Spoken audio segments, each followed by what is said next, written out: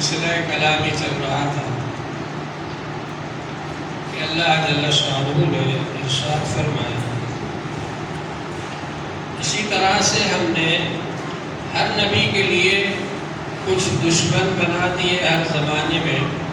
جو انبیاء علیہ السلام تشریف لائے تو ان انبیاء علیہ السلام کے کچھ لوگ دشمن بھی رہے جو کہ ان کی مخالفت کرتے تھے، ایمان نہیں لاتے تھے اور ان پر ظلم و ستم کرتے تھے۔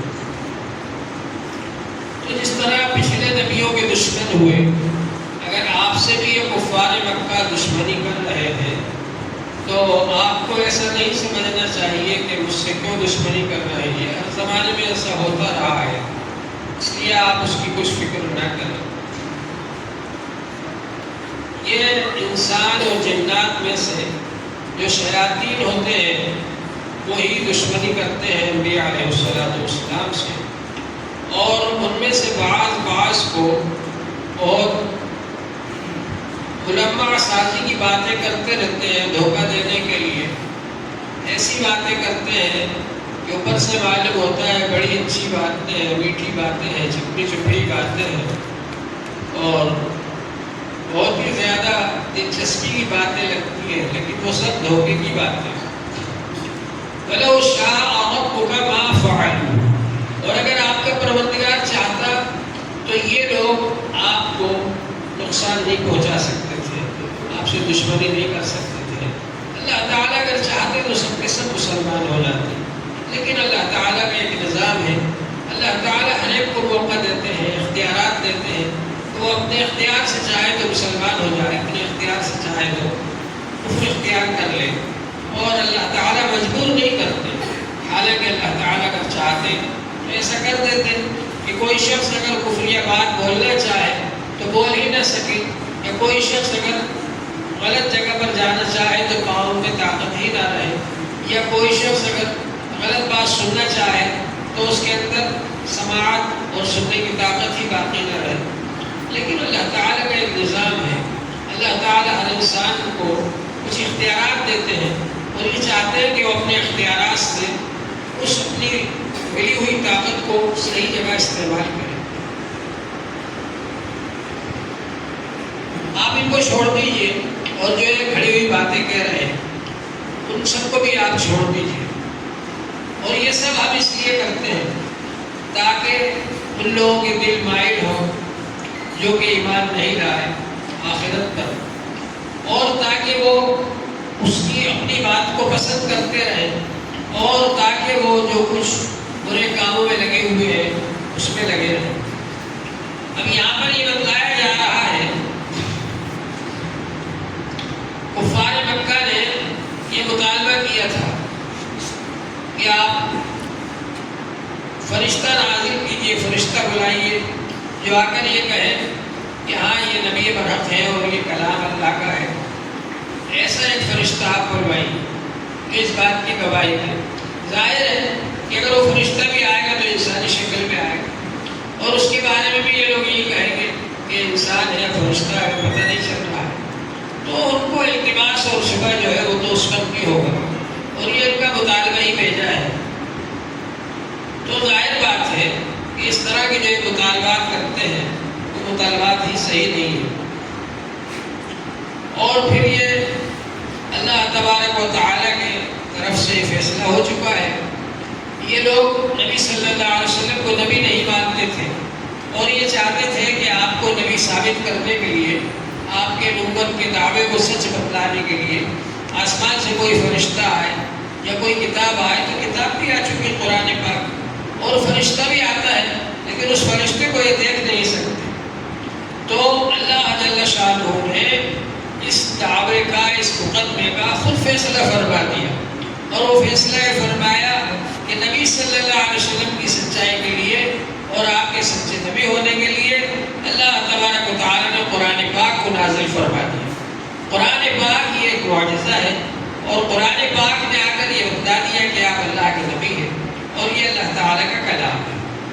اور وہ جو قرآن پاک ہے اس کی ایک صفت تو یہ ہے کہ وہ اللہ تعالیٰ کی طرف سے نازل شدہ ہے، یعنی انسان کا بنایا ہوا کلام نہیں ہے، اللہ جل شانہ نے اس کا والسلام کو نازل فرمایا۔ دوسری صفت یہ ہے اس کی کہ وہ کامل مکمل ہے اور عاجز کرنے والا ہے سب کو۔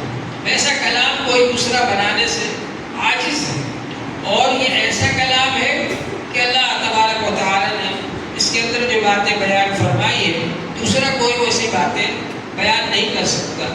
تو یہ کلام کامل بھی ہے اور یہ کلام عاجز کرنے والا بھی ہے، اور یہ کلام ایسا ہے کہ پچھلے لوگ جن پر کتابیں نازل کی گئی وہ بھی اس بات کو مانتے ہیں کہ ہاں یہ اللہ کی طرف سے نازل کیا ہوا کلام ہے۔ تو اب ظاہر ہے تو لوگوں کو تو شک کرنا ہی نہیں چاہیے اس میں، اللہ تبارک و تعالیٰ کا نازل کیا ہوا کلام ہے۔ وَتَمَّتْ كَلِمَةُ رَبِّكَ صِدْقًا وَعَدْلًا، اور اس کے اندر قرآن کے اندر دو صفتیں ہو رہی ہیں۔ ایک صفت تو یہ ہے کہ یہ سچا کلام ہے۔ قرآن کے مضامین دو قسم کے ہیں، ایک تو وہ مضامین ہیں قرآن پاک کے جو خبروں سے تعلق رکھتے ہیں، پچھلے لوگوں کی خبریں دی ہیں کہ ان لوگوں نے اللہ کی فرمانبرداری نہیں کی، اپنے نبی پر ایمان نہیں لائے، تو اللہ تعالیٰ نے ان پر یہ عذاب نازل فرمایا۔ تو جو یہ خبریں ہیں وہ سچی ہیں۔ تو قرآن پاک کی ایک صفت یہ ہے کہ اس کے اندر جو اللہ کا کلام ہے وہ بالکل سچا ہے، اس میں کوئی جھوٹی بات نہیں ہے۔ دوسرے اس کے اندر قرآن پاک کے اندر احکام ہے۔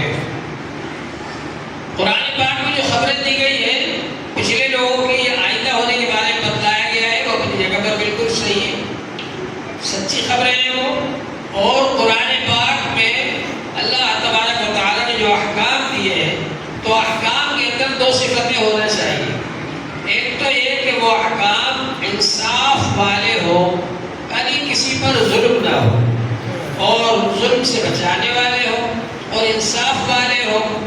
تو یہ قرآن پاک میں اللہ نے جو کلام کے اندر اپنے احکام دیے ہیں وہ ایسے احکام ہیں کہ جو انسان کو ظلم سے بچاتے ہیں، کسی کی حق تلفی نہ ہو، کسی پر ظلم نہ ہو، کسی کو پریشان نہ کیا جائے، بے وجہ کسی کو نہ ستایا جائے۔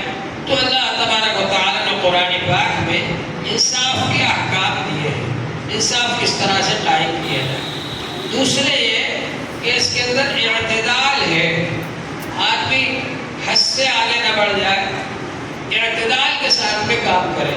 تو یہ احکام کے اندر دونوں باتیں ہیں، اس میں اعتدال بھی ہے کہ آدمی حد سے آگے نہ بڑھ جائے، اور اس کے اندر انصاف بھی ہے۔ تو یہ قرآن پاک ایسا کلام ہے جو اللہ تبارک و تعالیٰ کی طرف سے نازل کیا گیا ہے۔ وَتَمَّتْ كَلِمَةُ رَبِّكَ صِدْقًا وَعَدْلًا، اور آپ کے رب کا کلام کامل اور مکمل ہو گیا، سچائی کے اعتبار سے بھی اور انصاف کے اعتبار سے بھی۔ اس میں جو اخبار ہیں، خبریں ہیں، جو اس میں معلومات ہیں پچھلے لوگوں کی، وہ بھی بالکل صحیح ہے اور سچی ہے، اور آئندہ کے بارے میں بھی جو خبریں دی گئی وہ بھی صحیح ہے، اور اس کے اندر جو احکام دیے گئے ہیں وہ ایسے احکام ہیں جو انصاف والے ہیں، کسی کی حق تلفی نہ ہو، کسی پر ظلم نہ ہو، ایسے احکام دیے گئے ہیں۔ اور اس بات کا لحاظ رکھا گیا ہے کہ وہ جو احکام دیے گئے ہیں وہ معتدل قسم کے ہو، اس کے اندر اعتدال ہو، اتنے زیادہ سخت احکام بھی نہ ہو کہ انسان اس پر عمل ہی نہ کر پائے۔ اس لیے اللہ تعالیٰ نے فرمایا لا یکلف اللہ نفسا الا وسعها، اللہ تعالیٰ کسی بھی جاندار کو مکلف نہیں بناتے اپنے احکام کا مگر اس کی وسعت اور طاقت کے مطابق۔ انسان میں جتنی وسعت ہے، طاقت ہے، اللہ تعالیٰ اس کو اتنا ہی مکلف بناتے ہیں، ویسے ہی احکام دیتے ہیں اس کو۔ اور ایسا بھی نہیں کہ بالکل آزاد چھوڑ دیا جائے، بلکہ درمیانی قسم کے احکام دیے گئے ہیں اعتدال کے ساتھ۔ لا مبدل لکلماتی، اللہ تعالیٰ کے کلمات میں کوئی رد و بدل نہیں ہو سکتا، کوئی بدلنے والا نہیں اللہ کے کلمات کو۔ کلمات سے مراد کلام الہی، اللہ کا کلام یعنی قرآن پاک۔ قرآن پاک کے اندر کوئی رد و بدل نہیں ہو سکتا۔ ظاہر بات ہے کہ حضور پاک صلی اللہ علیہ وآلہ وسلم پر قرآن پاک نازل کیا گیا، اور حضور پاک صلی اللہ علیہ وآلہ وسلم نے بھی ارشاد فرمایا قل ما یکون لی ان ابدلہ من تلقاء نفسی، مجھے حق نہیں ہے کہ وہ قرآن پاک کو اپنی طرف سے بدل دوں۔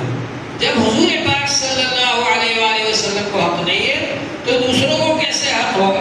اور ہر زمانے میں اسلام کے مخالف اور دشمن زیادہ رہے، لیکن کسی کو یہ ہمت نہیں ہوئی کہ قرآن پاک کو بدل دے، حتیٰ کہ قرآن پاک کا ایک ایک زبر زیر، قرآن پاک کے کلمات اور الفاظ اور حروف، یہ سب حضور پاک صلی اللہ علیہ وآلہ وسلم پر جیسے نازل ہوئے تھے ویسے کے ویسے ہی آج تک ہے۔ اور ہم یہ کہہ سکتے ہیں ڈنکے کی چوٹ پر کہ اللہ جل شانہ نے جو قرآن پاک نبی پاک صلی اللہ علیہ وآلہ وسلم پر نازل کیا تھا وہی قرآن پاک ہے جو ہمارے پاس موجود ہے اور جو ہم پڑھتے ہیں اور جس پر ہم کو عمل کرنے کا حکم دیا اللہ جل شانہ۔ تو قرآن پاک کے اندر کوئی رد و بدل نہیں ہو سکتا، کوئی نہیں بدل سکتا اس کو۔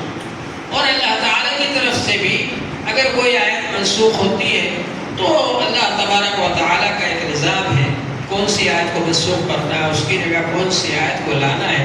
یہ حضور پاک صلی اللہ علیہ وآلہ وسلم کے زمانے میں ہو چکا، اب یہ بھی نہیں ہو سکتا کہ اللہ تعالیٰ کی طرف سے بدل دیا جائے۔ کوئی انسان بھی نہیں بدل سکتا قرآن پاک کو، اور اللہ تعالیٰ کی طرف سے بھی جو بدلنا تھا وہ نبی پاک صلی اللہ علیہ وآلہ وسلم کے زمانے میں بدلا جا چکا۔ اب قرآن پاک جو کا تو رہے گا، کامل اور مکمل ہے، اس میں اب کوئی رد و بدل نہیں ہوگا۔ وَهُوَ السَّمِيعُ الْعَلِيمُ، اور اللہ تبارک و تعالیٰ خوب سننے والے ہیں اور خوب جاننے والے ہیں۔ اللہ تعالیٰ ہر ایک کی بات کو سنتے ہیں۔ جو لوگ اللہ کی حمد و ثنا بیان کرتے ہیں، تعریف کرتے ہیں، عبادت کرتے ہیں، ان کی بات کو بھی اللہ تعالیٰ سنتے ہیں، اور جو لوگ اللہ کی نافرمانی کرتے ہیں، گناہ کرتے ہیں، ان کی بات کو بھی اللہ سنتے ہیں اور جانتے ہیں۔ وَإِن تُطِعْ أَكْثَرَ مَن فِي الْأَرْضِ يُضِلُّوكَ عَن سَبِيلِ اللَّهِ۔ کبھی ایسا ہوتا ہے کہ من سوچتے ہیں بہت سارے لوگ ایک طرف ہیں اور وہ ایک بات کہہ رہے ہیں، چلو اپن بھی مان لو اس بات کو۔ تو اللہ تعالیٰ نے بتایا کہ زیادہ تر لوگ جس بات کو مانتے ہیں اور کہتے ہیں اور کرتے ہیں اور کرواتے ہیں وہ گمراہی کی بات ہوتی ہے۔ حق بات ماننے والے کب ہوتے ہیں؟ سچائی پر چلنے والے کب ہوتے ہیں؟ اچھائی پر چلنے والے کب ہوتے ہیں؟ تو یہ نہیں دیکھنا چاہیے کہ اس طرف زیادہ لوگ ہیں اور وہ جو بات کہہ رہے ہیں وہی ہم بھی کہنے لگے اور وہی کام ہم بھی کرنے لگے، ایسا نہیں۔ اگر آپ فرما برداری کریں گے، اطاعت کریں گے، بات مانیں گے، ان لوگوں کی جو زمین میں اکثر ہیں، زیادہ تر ہیں، یضلو کا، تو وہ آپ کو گمراہ کر دیں گے عن سبیل اللہ، اللہ کے راستے سے۔ یتبعون الا الظن، وہ نہیں پیروی کرتے مگر گمان کی، اٹکل پچوں کی باتیں کرتے ہیں، اٹکل کے گمان کرتے ہیں۔ ان کے پاس کوئی ٹھوس بات نہیں ہے، کوئی مضبوط بات نہیں ہے، کوئی پختہ بات نہیں ہے، کوئی حق دین نہیں ہے ان کے پاس۔ وَإِنْ هُمْ إِلَّا يَخْرُصُونَ، اور نہیں ہے وہ مگر اٹکل کرتے ہیں۔ تو یہ جو اٹکل پچوں کی باتیں کرنے والے ہیں، اگر آپ ان کی بات مانیں گے تو یہ آپ کو سیدھے راستے سے گمراہ کر دیں گے۔ ظاہری طور پر یہ نبی پاک صلی اللہ علیہ وآلہ وسلم سے کہا گیا، ظاہر ہے کہ آپ تو اللہ کا دین لے کر کے آئے ہیں اور آپ تو خود اللہ کے نبی ہیں اور آپ کے اوپر تو قرآن پاک نازل ہوا ہے، تو آپ تو کسی غیر کی بات اور کوئی گمراہ کرنے والے کی گمراہی کی بات نہیں مان سکتے ہیں۔ لیکن یہ حضور پاک صلی اللہ علیہ وسلم کو خطاب کر کے کہا گیا، اصل میں سنانا مقصد ہے امت کو کہ اے امت کے لوگوں، جب نبی صلی اللہ علیہ وسلم سے کہا جا رہا ہے کہ آپ بھی اگر ان لوگوں کی بات مانیں گے تو آپ کو بھی یہ لوگ بھٹکا دیں گے، تو حالانکہ نبی صلی اللہ علیہ وسلم نہ تو ان کی بات مانیں گے اور نہ وہ نبی صلی اللہ علیہ وسلم کو بھٹکا سکتے۔ تو جب نبی صلی اللہ علیہ وسلم سے بات کہی ہے تو ہمیں کتنا زیادہ بچنا ضروری ہے، امت کو کتنا زیادہ بچنا ضروری ہے ان لوگوں سے جو کہ اٹکل کی باتیں کرتے ہیں، حق بات نہیں کرتے، سچ بات نہیں کرتے، پختہ بات، دین کی بات، مضبوط بات نہیں کرتے، اٹکل کی باتیں کرتے ہیں اور دوسروں کو بھٹکاتے رہتے ہیں، گمراہ کرتے رہتے ہیں۔ ان کی باتوں سے ہمیں کتنا بچنا چاہیے اور کتنا دور رہنا چاہیے۔ وَهُوَ أَعْلَمُ بِالْمُهْتَدِينَ، اور اللہ تعالیٰ کو خوب معلوم ہے کہ کون ہے ہدایت پر، کون ہے سیدھے راستے پر چلنے والا، کون ہے گمراہی سے بچنے والا، یہ اللہ تعالیٰ کو خوب معلوم ہے۔ تو اگر کوئی شخص غلط راستے پر جائے گا اور گمراہ ہو جائے گا، وہ خود اپنا نقصان کرے گا، اور اللہ تبارک و تعالیٰ کو تو خوب معلوم ہے کون ہدایت پر چلنے والا ہے اور کون گمراہی پر چلنے والا ہے۔ اللہ جل شانہ ہم سب کو ہدایت پر قائم رکھے اور ہدایت کے مطابق ہم کو عمل کرنے کی توفیق عطا فرمائے، اور قرآن پاک پڑھنے